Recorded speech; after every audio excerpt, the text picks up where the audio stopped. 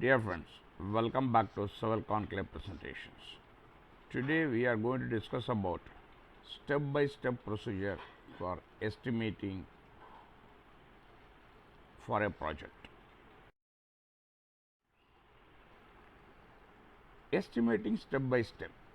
In this presentation, we cover customizing the estimating worksheet, itemized bid worksheets, clear plans and specs, gets bids in writing, labor versus material, general condition, site preparation, site water severages, excavation, foundation, rough framing, roofing, windows and exterior doors, exterior finish, masonry and paving, plumbing, electrical, heating and air condition, insulation air sealing, drywall plaster, interior finish, kitchen and bath, porches and decks.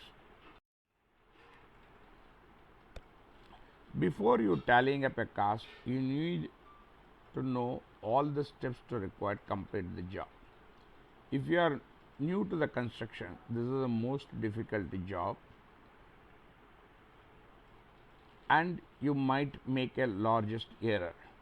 If you are off by few hours and a few percentage in one work item, that's the one thing. If you leave an item altogether, you are 100% off for that item and labor and materials. The best way to avoid errors, you create a checklist for the items what you are going to prepare. Go through the entire checklist with reference to the building plans so that you can clearly understand what all the items you have to do it. Use the main headings and line items to run through your entire project. See which item is related to your project and which is missing to need a modification. Build the project from start to finish in your mind with the checklist as your guide. Mark items that are not relevant as not applicable. Add note for items that need to be identified for better fit to your project. Sometimes items can be combined because they will be handled by one vendor and by one bid. Some may need to be modified or broken down further to match the way you are looking for receiving. Customizing the estimating and budgeting worksheet. Download the Excel for estimating and budgeting spreadsheet. The Excel version is much faster to use as it has formulas built in. If you are not comfortable with the Excel, you can use the MS Word also. You can add up 4 custom items at the end of each work category by selecting the last row in the selection and following row, then right click to select and hide. The spreadsheet will work out track estimate, actual cost, amount paid and owed, and the variance between estimating and the actual cost. As you go through the worksheet, it is important to carefully consider every line item and either assign it to a cost or mark not applicable if it is not applied to your job. For example, if you are getting one subcontractor for covering roofing, that is covering all the items listed in the category, just enter the price after the heading roofing. You can mark all other items covered by the roofing bid as not applicable. You can hide the other rows using Excel's hide functions, but I recommend leaving them in place as reminders to be steps to be. Excel tips. To hide rows, select the first row you want to hide by clicking it the row number at the far left, then hold the shift key and select the last row you want to hide. Now right click and choose hide. To unhide, select the row above and below the hidden rows. Right click and choose unhide. On the other hand, you might want to break down some categories or line items further, such as permits and fees and general condition, or countertops in kitchen and bath. I recommend tracking these cost breakdowns in individual itemized bid worksheet described below. The itemized bid worksheet. While you can enter bids directly into the estimating budgeting worksheet, on large complete jobs with lot of multiple bids, I prefer track bids with itemized bid worksheet, at least for these work categories with a lot of completing bids. This allows you a lot of flexibility in organizing your items to match your approach to the work and bidding. These worksheets allow you to break down items such as necessary and to compare costs from as many competing vendors as you like by inserting a new rows as needed. Once you are completed itemized bid worksheet, you can enter the winning bid back to your estimating worksheet. If you change the items in the bid worksheet, you will need the same changes in the estimating and budgeting worksheet, as the two must coordinate for the system to work. More on a tracking itemized bids. Clear plans and specs. Before soliciting a bid from a contractor or supplier, make sure you have a clear written description of the work or material required. Without a clear description, you may not getting apple to apple prices for comparing. The most precisely you define what you want to done, the more likely you get an accurate and get the job what you want. Don't assume anything when soliciting bids. Remember what you assume stands for: making an ass out of you and me. Get all bids in writing. Make sure you obtain all the bids from the contractors in writing with a description of materials and labors provided.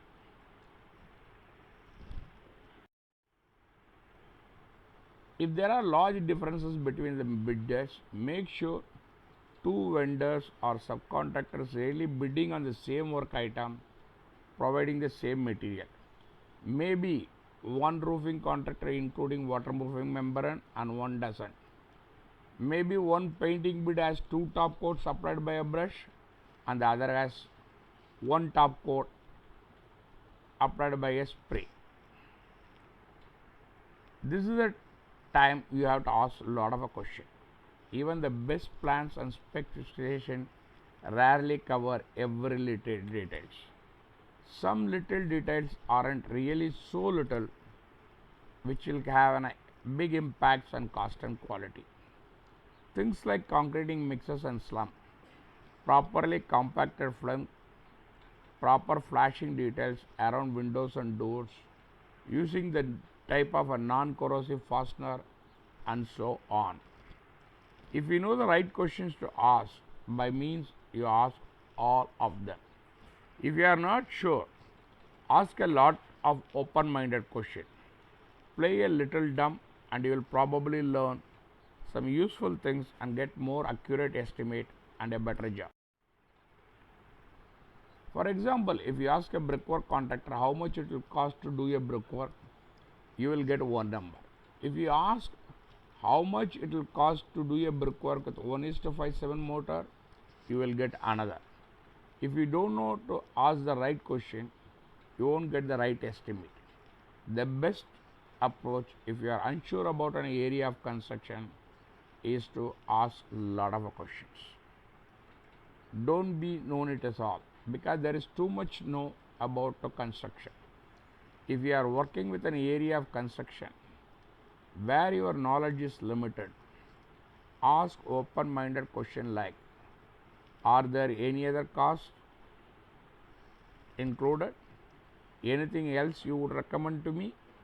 Anything I need to do before you start the work? Such a questions to be asked the vendor. Playing a little dumb can be a valuable tool in eliciting information and improving your estimating job and quality. Labor versus material. The estimating worksheet separates out materials and labor for all categories. Which items only for materials and labor are combined will depend upon how you structure the job. If labor and materials are bid together, enter one value under total. For example, the roofing subcontractor might include all the materials in his estimate. In some custom materials will come from one vendor and the labor from the other. In that case, you will need to enter two separate entities for a labor and material. The best way to do this to insert a new row in the second vendor or a sub, use one row for a labor, one row for material. If you are acting as your own contractor, many of your subjects will prefer to provide their own material, as many make part of their money by marking up materials. This is especially in case of plumbers, electrical, HVAC contractors, and some specialty contractors such as kitchen and bath insulation. If you want to purchase the materials, a furnace, say from your known vendors, and hire a contractor for installation only, plus incidental material, you should discuss with him before buying the furnace. When all said is done, it is not clear that you will save a lot of money and make it worth hassle, and the contractor may refuse to warranty his installation as owner supplied material. The discussion below offer tips and techniques for each main categories. General condition. This is the first category of estimating worksheet. These are all called soft costs, but they can't hit you pretty hard and rare easy to work. I learned about the impact fees or hard several years. You can get most of these costs from your local building and planning department and from your local utilities. Don't assume you know all required fees, as a cash strapped towns and cities to seem add new ones every year. Find out one or more surveys will be required by either building department or a lender. If not, you may not want one anyway, lose the corners and marked recently and the reliability. Warning: if you are hiring a general contractor or buying from a developer, some of these costs will not be included in the price you are quoted. Be especially aware of impact fees, utility tap fees, which can run in thousands of rupees. Total building costs. Fees of mid-sized city.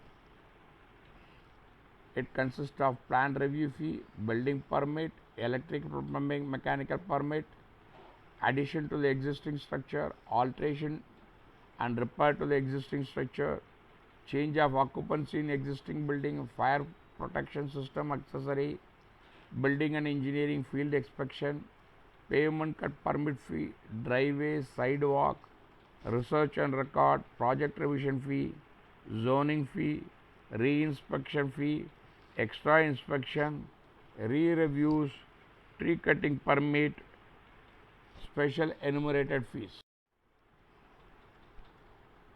You or your contractor will need a proper insurance to protect the building during construction and to protect against harm to the others.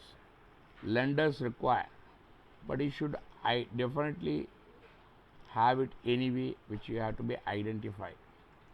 Legal fees are easy to run up to require easement or variations of, especially if you are challenged by abator. Unfortunately, common occurrences nowadays in some areas. Beware of the NIMBY, that is not in my backyard, neighbor, who wants their house to be the last one built in the neighborhood. Engineers and consultants may be required for such a things as a steep slope foundation, problem soils, complex drainage issues, and so on. Who should be in the loop? Town Planning Authority, Sanitation Department, banks, insurance agents, surveyors, engineers, lawyers as needed. Site preparation. The first three items listed, demolition, jacking, and shoring, are listed in the remodeling of the project. Conscious contractor put a lot of effort into keeping dust and debris out of the home living area and spend a lot of time each day cleaning and securing the job site. Who should be in the loop? A remodeling contractor for demolition, shoring and jacking electrician temporary power, foster a clogger to clear end, waste management company. Utilities. Contact both your building department and utilities companies to get and handle all fees and costs involved. These costs have been rapidly increasing in towns. Look for a new revenue sources. Find out what the town and utility provides. If anything in exchange for the tap fees, you will most likely to be responsible for all hard costs for trenching and backfilling, wiring and plumbing and meter installation. Warning: if you are not hiring a general contractor or buying from a developer, some of these costs may not be included prices you are quoted. Be especially aware of utility tap fees, connection fees, and wiring fees, which can run into thousands of dollars. Who should be in the loop? Town planning, planning department, individual utilities, excavators if it is needed for a trench. On-site water severages. Typical costs for these items are shown in the sample site development budget. Many prices of land today are sold with a septic plan in place and sometimes even a cost estimate. If so, make sure the plan is still current and reconfirm the estimate. Who should be in the loop? Town sanitation department, septic system designer, plumbers, etc. The highest cost of the item potential blasting and bringing in large quantity to fill. The cost of fill varies greatly with the local availability but can run into thousands of dollars. Make sure your contract cover all these costs. Better get a written estimate beforehand from a local excavation firm. Wet building sites need a special surface and surface drainages, including swales, culvert, curtain drains, and extensive subsurface drainages beyond normal footing drains. Can run into big amount. Finally, don't forget the topsoil and plantings that will complete the earthwork. For information, review the section on budgeting for site development along with the sample site development project. Who should be in the loop? Excavator, blasting company if needed, sand and gravel suppliers, landscaping contractor, geotech engineers if needed. So this is the methodology of the excavation which is shown. Foundation. Foundation cost will vary a lot depending upon the soil type, slopes and many other details. In areas subject to rain, proper management of surface water around the foundation is critical to dry basement and crawl space. Footing drains, granular backfill and finished grade stopping away from the house is the belt. The suspenders and the damp proofing or a waterproofing of foundation walls. Damp proofing, essentially a thin layer of tar painted on the foundation wall, shows the movement of the moisture through your foundation walls but will not stop from water leaking in. Full waterproofing of foundation is more expensive but worth considering if below grade areas and serve as a prime living space areas. People don't like invest a lot of money below grade where they can't see it. But investing in a good waterproofing and drainage control will play safe to your construction. Whom to contact? Foundation contractor, ready mix company, dam proof, waterproof agency, pest control operators, etc. Windows and exterior doors. Windows and exterior doors are often installed by the framing crew, but I prefer to have them installed by a finishing carpenter or a window specialist. In other case, make sure you closely follow project proper installation procedures for insulating ceiling and flashing around a opening. Windows are a big ticket item with a huge cost. Masonry and paving. This covers anything made of masonry blocks, stone, brick, or any other masonry items other than the foundation or siding. Example include fireplace, patios, exterior stairs, and walkways, driveways. The persons to contact: masonry contractors, masonry suppliers, and pavers. This is the image of the brickwork. Plumbing. Hookup costs and fees including trench are covered under utilities, but it doesn't hurt to review your water sewerage plan with your plumber. Make sure it all costs covered such as fees, plumbing, trenching, wiring, pressure tank, etc. etc. Plumbers often want to buy the materials from their own vendors, but don't be shy about visiting various showrooms and collect the material prices so that you can negotiate with your contractor to cut down the prices. Electrical, the same way as it is of the plumbing agencies.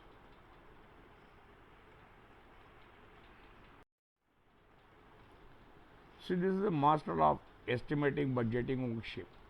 You can go on adding the items and go on adding according to your requirement. Thank you for watching this presentation. Kindly subscribe, like and share, which will motivate me for a further good presentation. In case of any queries, do not hesitate to write to me. The response shall be at the earliest. Images courtesy Google, article courtesies from various books and various website publications. You can contact me at civilconclave@gmail.com or at my Telegram group, Civil Conclave Telegram group. The link is as follows. Thank you for watching this presentation once again. Kindly subscribe and motivate me for a further good presentation.